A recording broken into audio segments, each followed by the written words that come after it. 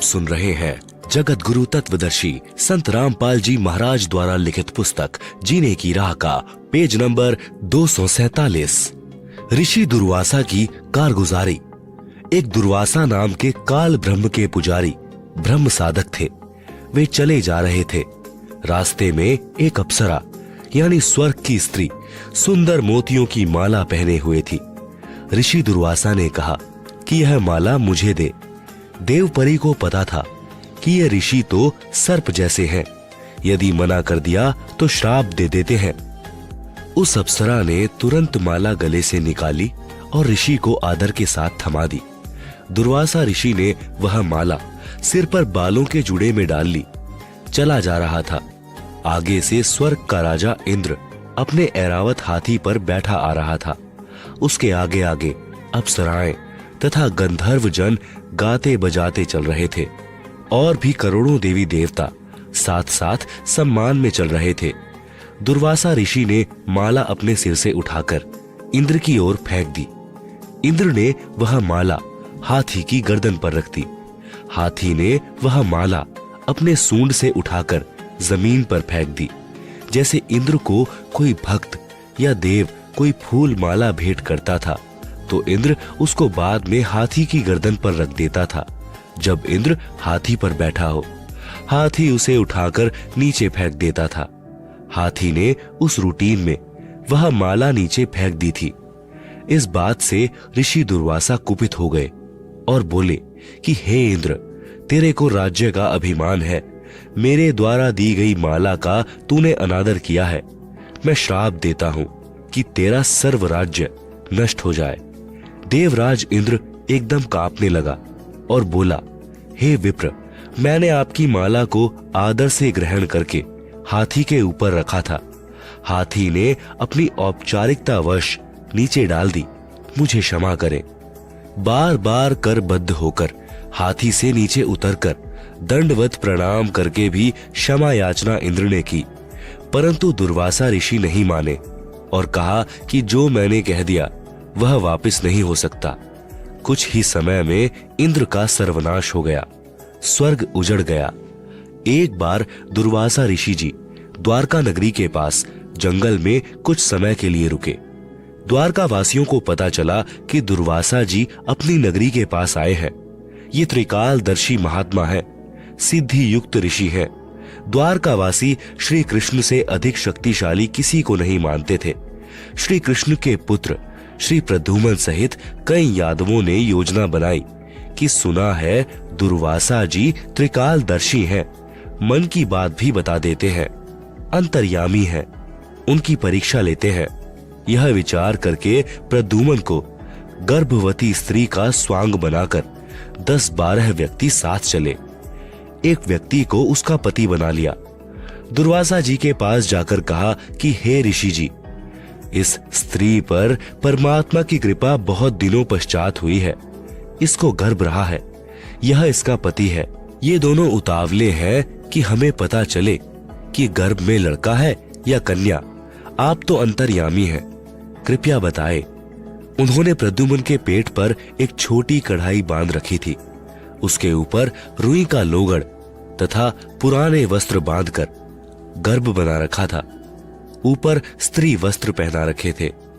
ऋषि दुर्वासा जी ने दिव्य दृष्टि से देखा और जाना कि ये मेरा मजाक करने आए हैं। दुर्वासा जी ने कहा कि इस गर्भ से यादव कुल का नाश होगा। इतना कहकर क्रोधित हो गए। सर्व व्यक्ति वहां से खिसक गए। आप सुन रहे हैं जगत गुरु तत्वदर्शी संत रामपाल जी महाराज द्वारा लिखित पुस्तक जीने की राह का पेज नंबर 248। नगरी में यह बात आग की तरह फैल गई। ऋषि दुर्वासा जी ने श्राप दे दिया है कि यादवों का नाश होगा।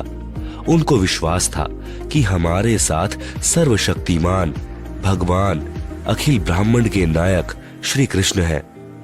दुर्वासा के श्राप का प्रभाव हम पर नहीं हो पाएगा। फिर भी कुछ बुद्धिमान यादव इकट्ठे होकर श्री कृष्ण जी के पास गए तथा ऋषि दुर्वासा से किया बच्चों का मजाक तथा ऋषि दुर्वासा द्वारा दिए श्राप का वृतांत बताया। सर्व वार्ता सुनकर श्री कृष्ण जी ने कुछ देर सोचकर कहा कि उन बच्चों को साथ लेकर दुर्वासा जी के पास जाओ और क्षमा याचना करो। दुर्वासा के पास गए, क्षमा याचना की, परंतु दुर्वासा ने कहा कि जो मैंने बोल दिया वह वापस नहीं हो सकता। सर्व व्यक्ति फिर से श्री कृष्ण जी के पास गए तथा सर्व बात बताई। द्वारका में भोजन भी नहीं बना। सर्व नगरी चिंता में डूब गई।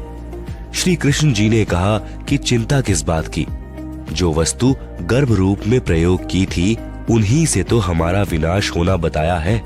ऐसा करो, कपड़ों तथा रुई को जलाकर तथा लोहे की कढ़ाई को पत्थर पर घिसाकर प्रभास क्षेत्र यानी यमुना नदी के किनारे एक स्थान का नाम है में यमुना नदी में डाल दो। वहीं बैठकर घिसाओ। वहीं चूरा दरिया में डाल दो। वहीं पर राख पानी में डाल दो। न रहेगा बांस, न बजेगी बांसुरी। जब गर्भ की वस्तुएं ही नहीं रहेंगी तो हमारा नाश कैसे होगा। यह बात द्वारिका वासियों को अच्छी लगी और अपने को संकट मुक्त माना। श्री कृष्ण जी के आदेशानुसार सब किया। कढ़ाई का एक कड़ा पूरी तरह नहीं घिस पाया। उसको वैसे ही यमुना नदी में फेंक दिया। वह एक मछली ने चमकीला खाद्य पदार्थ जानकर खा लिया। उस मछली को बालिया नामक भील ने पकड़ लिया। जब मछली को काटा तो उससे निकली धातु की जांच करने के पश्चात उसको अपने तीर को आगे के हिस्से में विष युक्त करवाकर लगवा दिया। उसे सुरक्षित रख लिया। जो कढ़ाई का लोहे का चूरा पानी में डाला था वह लंबे सरकंडे जैसे घास के रूप में यमुना नदी के किनारे किनारे पर उग गया। कुछ समय उपरांत द्वारिका नगरी में उत्पात मचने लगा। छोटी सी बात पर एक दूसरे का कत्ल करने लगे।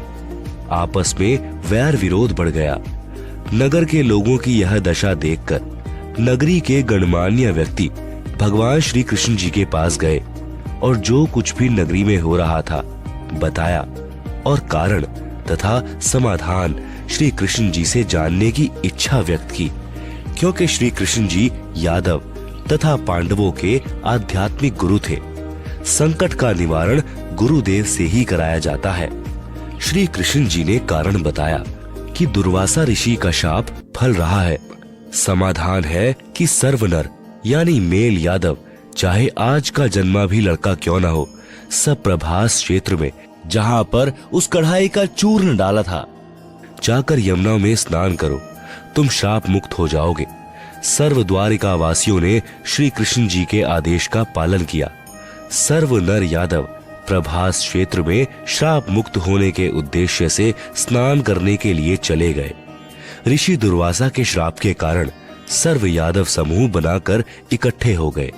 पहले स्नान किया कि श्राप मुक्त होने के पश्चात हो सकता है कि आपसी मनमुटाव दूर हो जाए, परंतु ऐसा कुछ नहीं हुआ। पहले सबने स्नान किया, फिर आपस में गाली गलौज शुरू हुआ। फिर उस घास को उखाड़कर एक दूसरे को मारने लगे।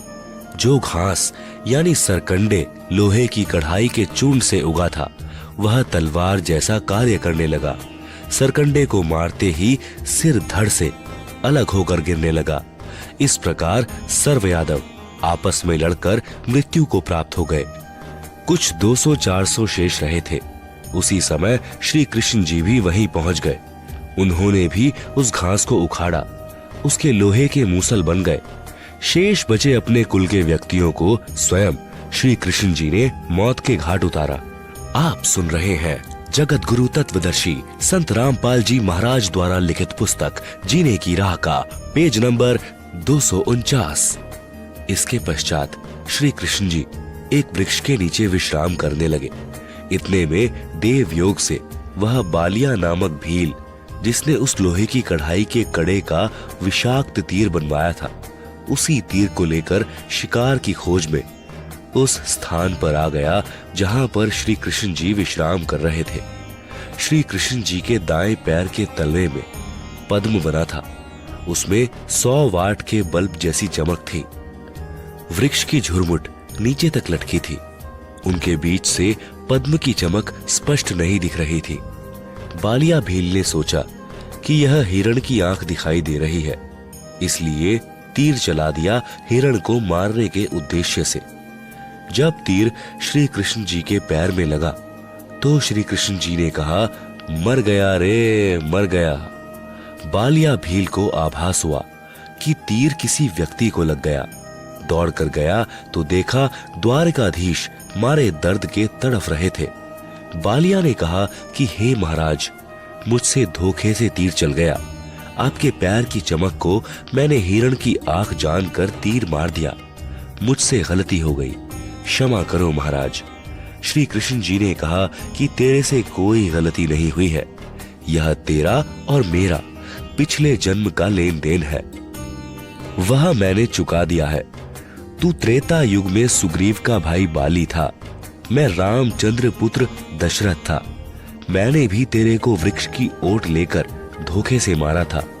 वह अदला बदला यानी टिट फॉर टैट पूरा किया है।